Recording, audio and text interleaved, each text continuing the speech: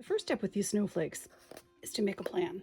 I'm going to show you how to do it in my notebook, but I'm actually then going to do it on top of the kiln paper because assembling them worked really well in the notebook, but moving them is very challenging. I like to have 2 plans per page, sort of in the middle, draw a straight line.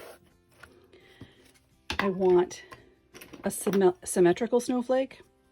Circle is 360 degrees, which means each of these angles has to be 60. So I take a little protractor, mark the center line, mark the 60 and the 120.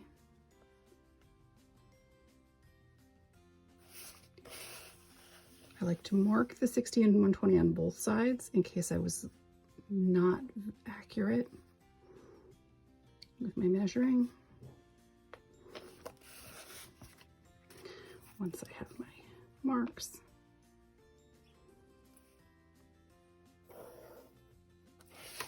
I connect the dots.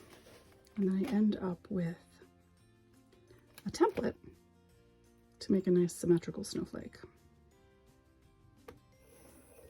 Once I have a plan in the book, I'm going to start to do a rough design. I will make a lot of changes once I'm actually working with glass. Once you put your pieces out, and in order to make the cuts easier, they're not going to be angled cuts, they're going to be straight cuts, which is going to leave the center open. So I won't do anything with the center part, but I want to go about maybe a third of the way out and put some support. Obviously rough. I'm going to make sure it's much straighter, more even. I like to keep this section straight across. That gives the snowflake stability. The next row, to make it a little more decorative, again, just using straight cuts, I will end up with a really pretty design. Wherever you have an intersection where 2 pieces of glass either overlap or touch, you need to increase the support. I do that either by cutting little rectangles, which is not my favorite, or by putting frit balls at the intersection.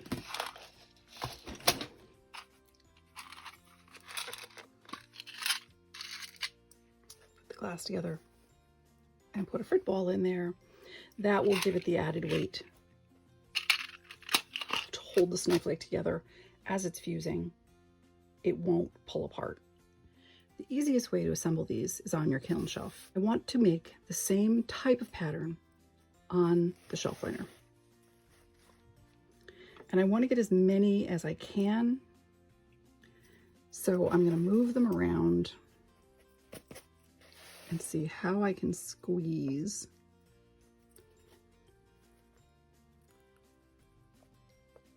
at 2 snowflakes on this one piece of paper. They can't touch or they'll fuse together.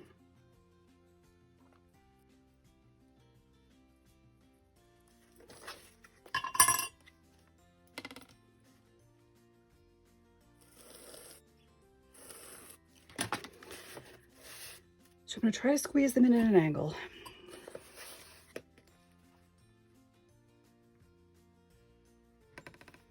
I'm going to mark my center line.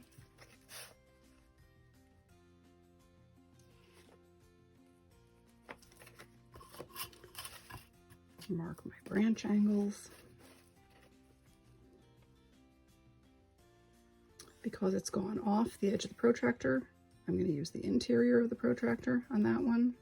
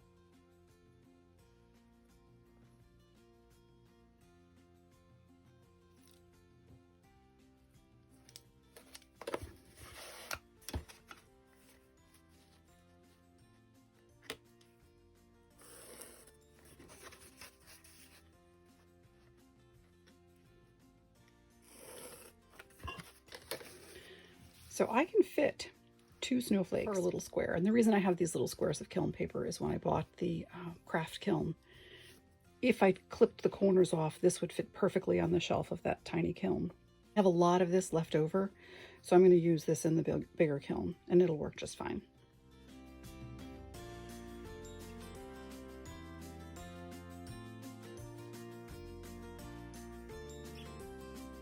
So I've set myself up to make 8 of them. You can make them any size. I've made them very, very large, so one fills a kiln shelf. I've made them very, very small, but this is a good size for a Christmas tree ornament. So I have a pile of strips that I cut ahead of time. And I'm going to make 6 1.5-inch pieces of every one of these colors. I'm going to measure the first and then use it to help me cut all the rest. It does not have to be perfect.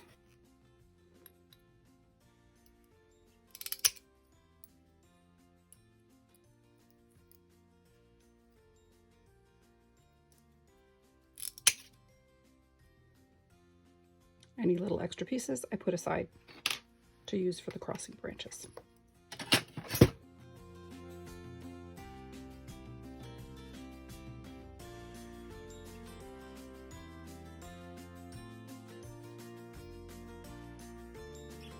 Midway, I realized it actually is quicker and easier to measure than cut. All these little ends I save to make more frit balls.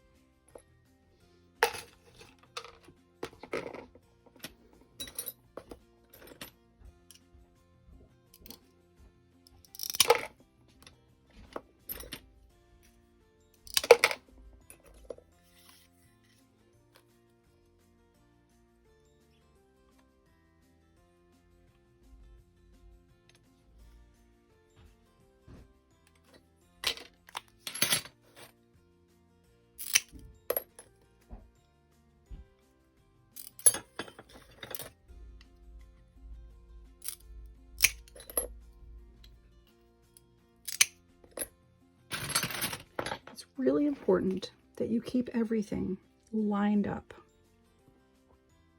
There's going to be a lot of adjustment, but it needs to be lined up. Otherwise, your snowflake is going to come out really wonky. So you want them about the same distance, but you're not going to do the final adjustment until all of them are on, because you'll see that they're not going to come all the way to the center. Now I should be cleaning them, but the Sharpie will burn off, so I don't really have to. But it's so good I did have clean glass. This one has a rounded edge. I'm going to put that out because it might change the way it melts a little bit.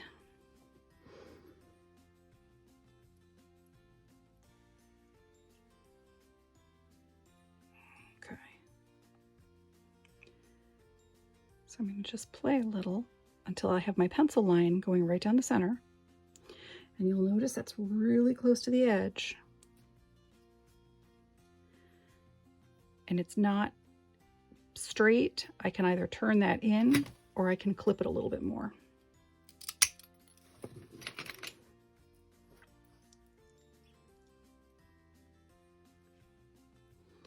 You want them to touch without distorting the shape of the snowflake. And you're going to have that center open. It's also a really good time, when I've only gone this far, to think about where I'm going to put the hook. And I'm going to put the hook over here. I might just want to put a little X so I know that's where the hook is going to go. That way it's not going to interfere with the branches of this snowflake. So now that I'm here, I need to start thinking about how I'm going to build up. I can measure, should measure, often eyeball it. I'm going to go about halfway through, so they would be 1 inch. So then I'm going to need a bunch of pieces that are 1 inch. Again, nothing is absolutely perfect. It needs to be close.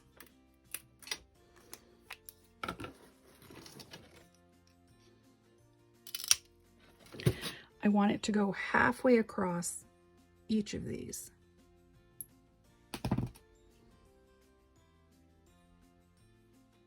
I've left them very squared off. It's easier in assembly if once you decide that's the right length, that's the right spacing, to nip the corner off that's toward the center.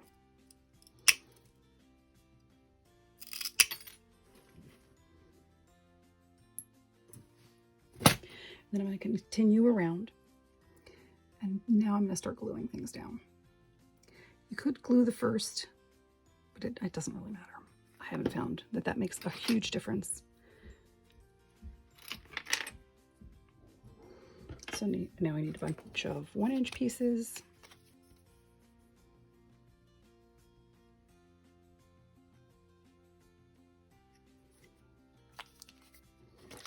I need the inside corners nipped on all of them.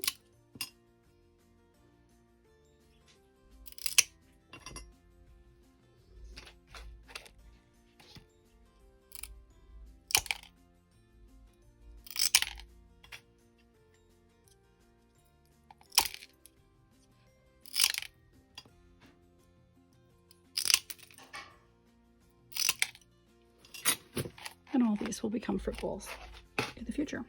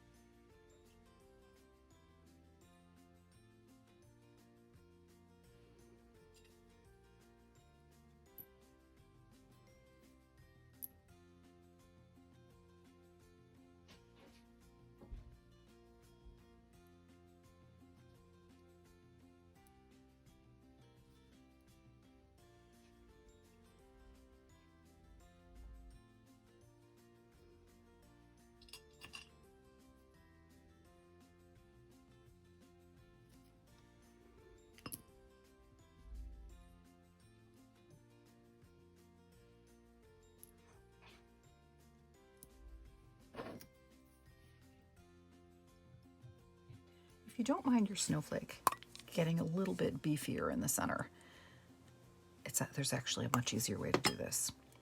Don't bother clipping the corners and just stack it on,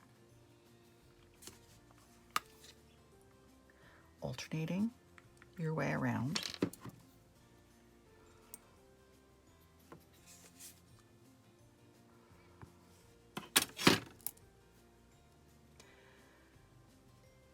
And then stack right on top of those. You're going to get a little more glass in the corner, so it's going to get a little bit mushier, but it's going to make the whole process of assembly much quicker and honestly much easier. When they're all about 1 inch,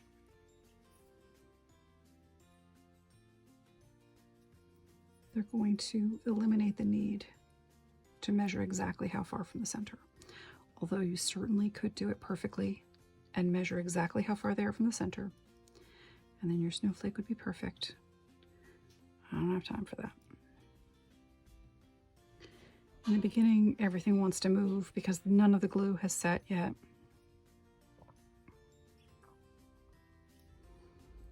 And just keep adjusting and playing until it's the way you want it to be, looking very symmetrical. So these intersections, sorry for the wiggle, I just bumped the camera.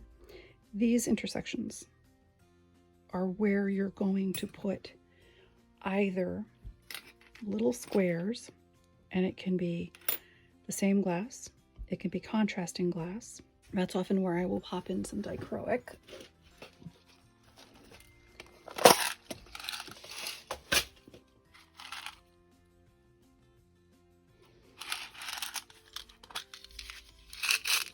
Just the bands, I need the small ones.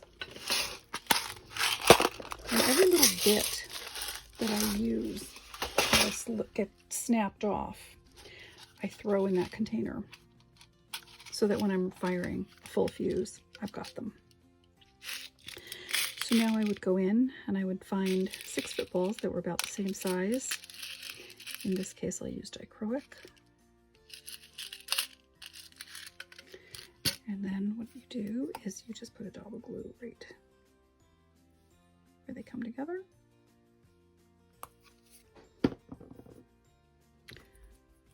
And drop your frit ball in place. That will accent the piece. It will cover the join, give it stability. Another place that you want to do it is right here in the center. If you don't, the point where they touch can fuse together and make a beautiful lacy center, but more often what happens with at least one of them is it pulls apart and makes it really obvious that there's a flaw there. Other places to put dichro balls at the end of the branches to make them a little more substantial.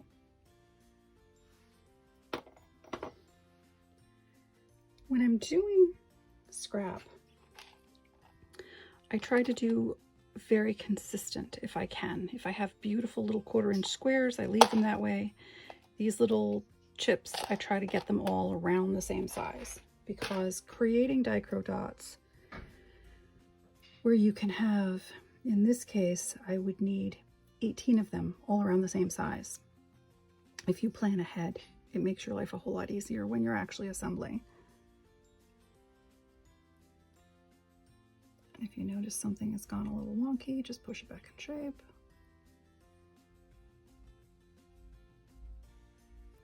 Before your glue sets. So now that I have dichro dots for this center ring, I'll glue them all down.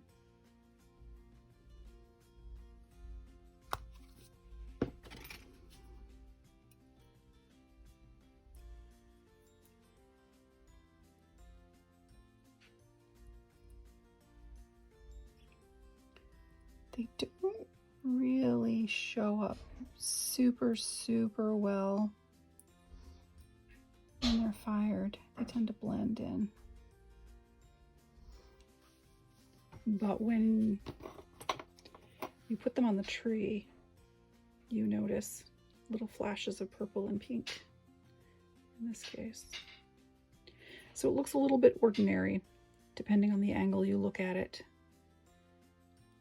But when the lights hit it, it's really pretty. You can see that I found 6 nice dichro dots for the center. I found 6 nice dichro dots for the outer edge, but I really couldn't find anything for the absolute center. So I'm just going to use these little squares. They're going to do the same, serve the same purpose. They will not be accent pieces in this case, but they will stabilize that center part and give it a little bit more glass so that it does not pull apart.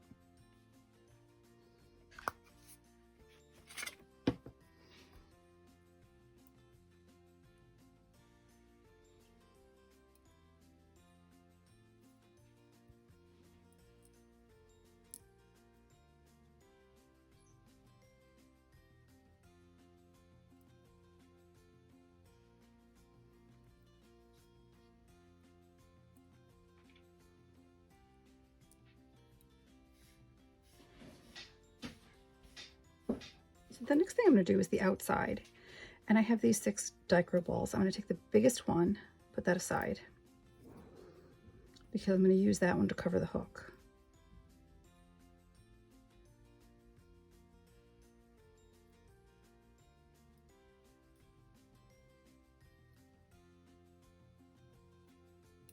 And I make sure that I push them to the end so they're overlapping the end, not hanging off the end, but haven't slid forward because of the glue.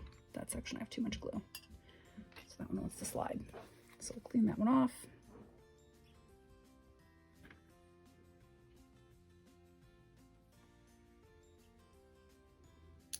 Okay, this one needs a hook, and you have a few options. This is high fire wire, nichrome wire that was formed into hooks, and you can purchase containers of them. You can also purchase a spool of nichrome wire. I went with 20 gauge because this was supposed to be 20 gauge and I found this actually wasn't. So for these, I'm going to use this. It's a little bit more delicate. You need to form your hook, because if you just put it like that straight in and you don't do anything to it, you'll be able to just pull it right back out. The hooks that you can buy are a good size if you're making a much larger ornament. I don't really like them for the snowflakes, but if you're going to use these, I slide it down to the end of the plier.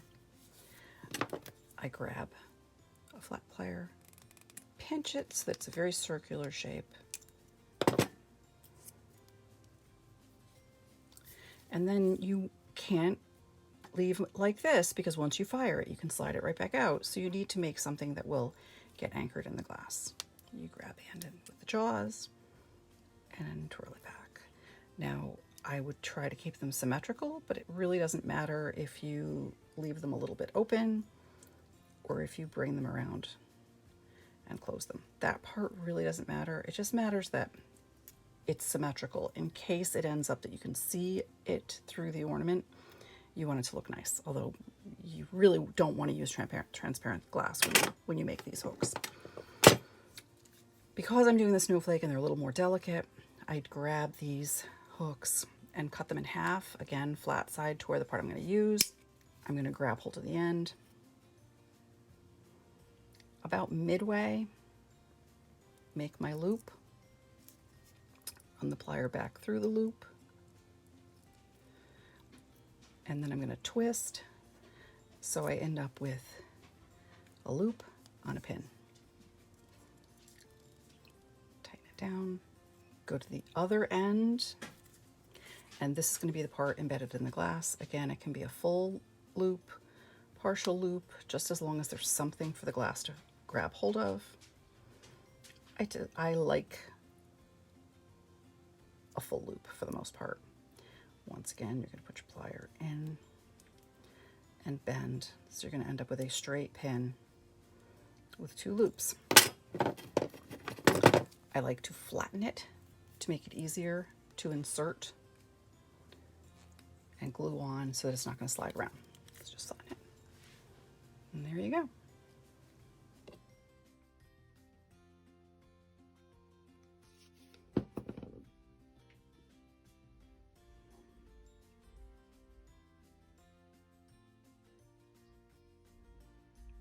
And then carefully put the dichro dot over top of it,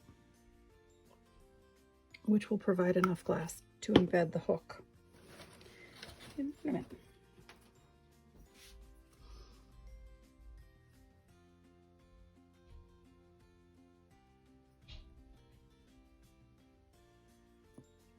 Oops. If you're not careful, you will knock it crooked. If you knock it crooked, just make sure it straightens out. Get it all back where it was. I like to do them fairly quickly. I'm not that patient. You could glue and then wait a little while for the glue to set. I don't. But there's one complete.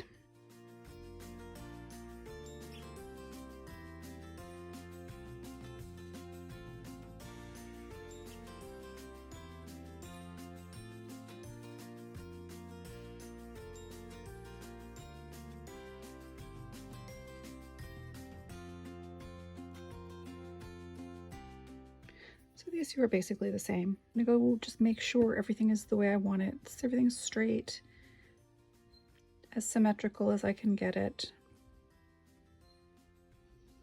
Hooks are on properly. I may put a larger white dot right there because that hook is not really staying the way it should. And that dot is not really that big. So I make it a bigger dot, which I have.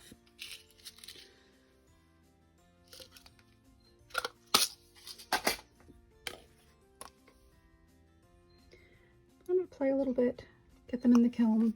And then when I start the next one, I'm going to show you how you can assemble one that has additional points. in between the branches. As you can see, when I was adjusting playing, I decided that I didn't like the way I clipped those corners for those particular dots. Too much of the corner would potentially be showing. So I took the dots, moved them, and now I'm going to fill that spot with little squares.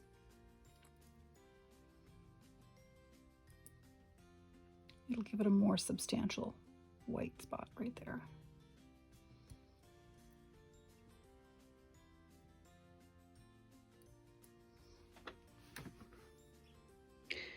I'm not sure that I really like that either, so then I may go back and put the blue with a little dichro dot on top of it. I think that's what I'll probably do, because I don't like that either. So I think I'll go with that. And then a little white dot. Oops.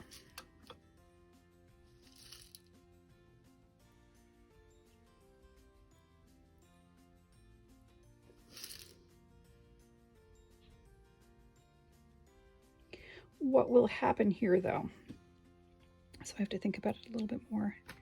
Glass wants to be 6 millimeters. So if you have an area where it is substantially thicker than 6 millimeters, it's going to mush down. If you have an area where it's substantially less than 6 millimeters, it's going to pull in. For the branches of the snowflakes, the fact that they're a single layer of 3 millimeters is fine, because when they pull in, they look a little more delicate. In areas where it's closer to 6, they tend to bulge a little bit. So I'm not sure if I want a bulge right there. We'll see. So I'm setting up another tray of snowflakes, and I realized as I was placing them, these are tecta. These are not. These are dichroic. And when you're trying to tell, I like dichroic side down, so then it gets capped. And so when you're trying to figure out which side, you just have to be really careful. But one trick, if you put the tweezers on it and the reflection of the tweezer and the actual tweezer points touch, that's the dichro side. If you do it the other way, you'll notice that there's a little bit of a space between the reflection of the point of the tweezer and the actual point of the tweezer. And you want to make sure that all the dichro is oriented the same way. So now I have them all lined up. A few of these I'm going to make the exact same way I made the others, but a few of them I'm going to add other branches. And what I may have to do in order to get away with that is I may have to take a few of these back off, because I won't have space. Actually, I may have space. We'll see. Okay, so I've moved that clear a little bit further away. Still using the reference lines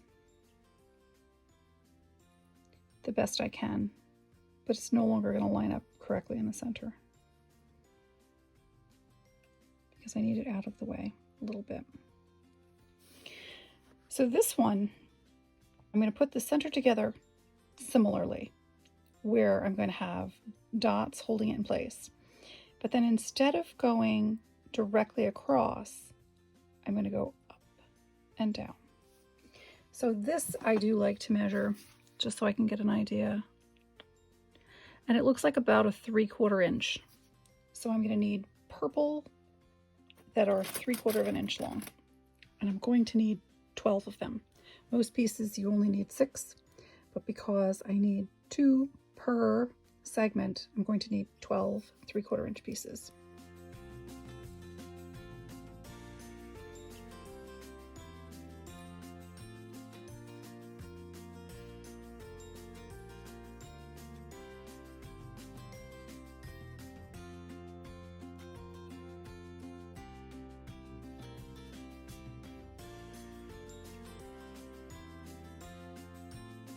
That's a lot tougher to stack, and sometimes what you need is little piles of foam the not foam, the fiber paper underneath to keep it more parallel, and then it won't slide.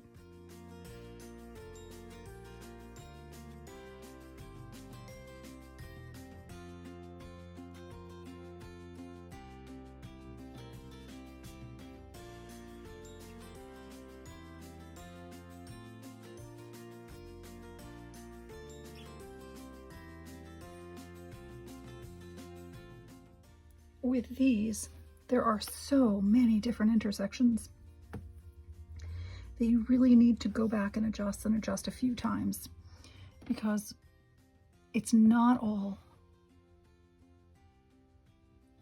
flat. Some of it is tilted, so it will slide until the glue sets. So going back and making sure that your points match, they're where you want them. The frit balls have not slid into an unattractive position. So before this goes in the kiln, I'm going to just check it a few times and make sure everything is right where I want it to be. I tried something different with this one. I put a white piece, it was a irid on top of white glass. And I made a big glob, so I thought I'd put that for the center of the snowflake. I'm going to try to do a couple of more different branches. I'm going to do them in time lapse. I'm realizing it takes forever to assemble these, and there's really no way to speed it up. I guess if you weren't fussy, you could speed it up. If you go with the simpler snowflakes, obviously it's much quicker. When you try to do the branches, they look so much nicer when they're done, but they just take a long time to assemble, and it's very fine work, and you have to be really careful that things don't slide. And then you do have to go back and double check, make sure nothing is slid. On this one, you'll notice that I piled up fiber paper because that pile of glass looked like it was just going to slide sideways in the kiln. So occasionally, when I need to, I will put little blocks of fiber paper, usually 3 layers thick, to hold things in place. Now these, I'm not sure what to do with. I'm using scrap, so I just pulled whatever light transparent scrap I had. And as I was assembling, as I was cutting, I realized that there's yellow in there. So this is a reactive glass or a swirl glass. I'm not actually sure what it's going to do. So what I don't want to add any other colors. So I think these snowflakes are going to be built exclusively from that glass. So it'll be more like this one, more like the purple up here, and not like this one or the other two I did, where there are frit balls of different colors or I'm adding dichro to it. I don't think I'm going to do that. I think I will just build this entire snowflake out of that type of glass.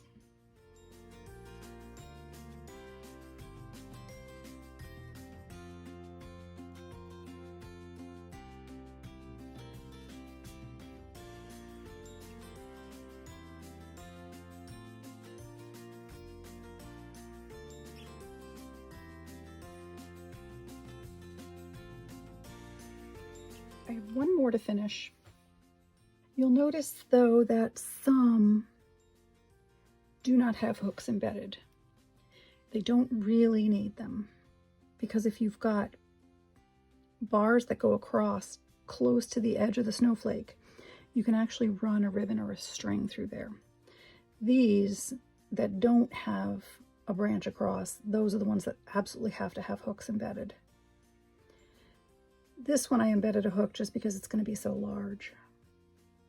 But if it doesn't work out, I could just loop through there with a piece of string. Again, you're going to notice that some of these are slipping as they dry. So I just keep going back and readjusting and putting everything back where I want it to be. And then when it's completely dry, I'm going to remove the fiber from underneath this because I want that to be completely flat. It's just there so it'll dry. This one, I'm going to leave it because it's not going to completely flatten, and I don't want that to fall off sideways.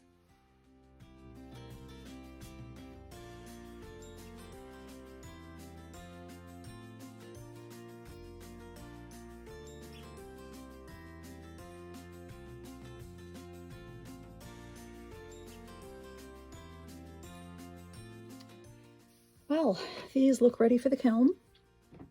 I'm going to double check them a few more times, make sure nothing slid before I fire them, but that's it. Snowflakes are ready for the kiln. Well, they turned out lovely. I do not like the hook on this transparent snowflake. It would have been much better with a ribbon going through. Live and learn. Wowzers, look at that reaction. That red snowflake went into the kiln clear.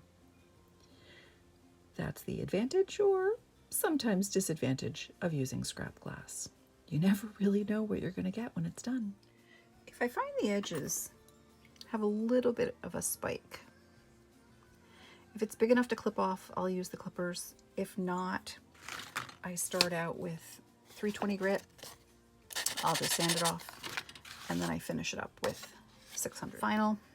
This one, as I said, I should not have put that hook in there, but you can either make a loop, pull it through, or you can tie it.